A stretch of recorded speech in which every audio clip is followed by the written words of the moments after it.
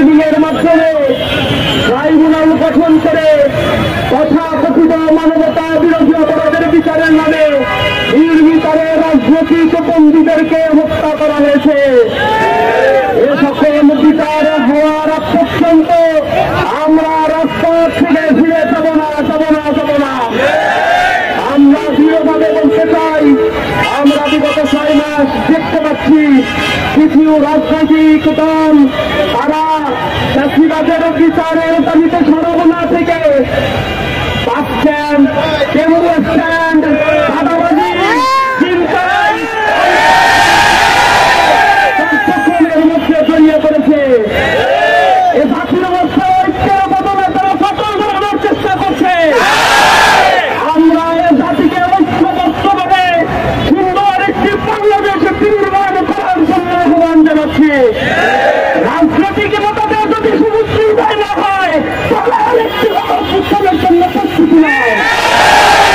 আমরা বলতে চাই, এদেশ আমার, এদেশের স্বাধীনতার সার্বভৌমত্বের কেন্দ্রস্থল হিসেবে ইসলামী ছাত্র শিবির স্বাধীনতা উত্তর ছাত্র জনতাকে নিয়ে গঠনমূলক কার্যক্রমে আর অন্যায়ের প্রতিবাদ করে যাচ্ছে। সরকারকে আহ্বান জানাই, আপনারা সময় ক্ষেপণ করবেন না। আপনাদেরকে এখানে বসানো হয়েছে এই ছাত্র জনতার গণহত্যার বিচার নিশ্চিত করার জন্য। আমরা দেখেছি এখনো পর্যন্ত যারা আহত বন্ধুত্ব বরণ করেছে তাদের চিকিৎসা সেবা এখনো নিশ্চিত করা হয় নাই। আমরা আহাজারি শুনতে পাচ্ছি মায়েদের, তাদের থেকে আমরা দেখতে পাচ্ছি যে তারা অর্থের কারণে কান্নাকাটি করছে। তাদের সন্তান মারা গিয়েছে, তাদের প্রতিশ্রুতি দেওয়া হয়েছিল, কিন্তু প্রতিশ্রুতি দেওয়া হচ্ছে তারা এখনো পর্যন্ত হাতে পায়নি। শহীদ পরিবারের দায়িত্ব নেওয়ার কথা ছিল, কিন্তু আমরা লক্ষ্য করছি এক্ষেত্রেও গরিবসী তারা করছে। আমরা স্পষ্টভাবে বলতে চাই, বাংলার এই জমিনকে সুন্দরভাবে সাজিয়ে তোলার জন্য, বেশিরভাগকে নির্মূল করার জন্য ছাত্র জনতা আবার ঐক্যবদ্ধ হয়ে গণ আন্দোলন করে তুলবে ইনশাআল্লাহ।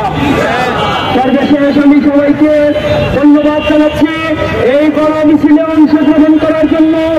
আমরা চাষিবাদ এর বিচার যতদিন পর্যন্ত না হবে ততদিন পর্যন্ত রাজপথে থেকে আমরা প্রতিবাদ জানাবো, দাবি আদায় করবো এবং এই বাংলার জমিনে আওয়ামী সন্ত্রাসীদের, নিকৃষ্ট ফাঁসিদের, নিষিদ্ধ ছাত্রলীগের বিচার আমরা নিশ্চিত করবো ইনশাআল্লাহ।